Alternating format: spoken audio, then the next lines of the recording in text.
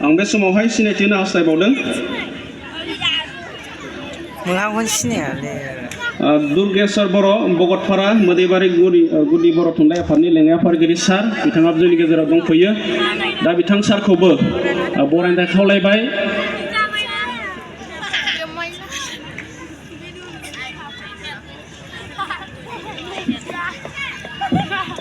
जोबोद साबायखर थाबाय सारनिसिम बे समाव जोङो माननि आलासि दंफैयो जोंनि गेजेराव बिथांमोनखौ जोङो सिनायथि होनो हास्थायदों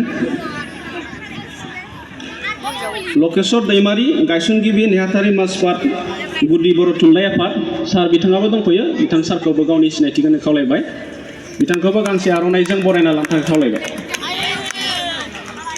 आरो बे समाव सिनायथि होनो हास्थायबावदों जोंहा इफुंला बसुमतारी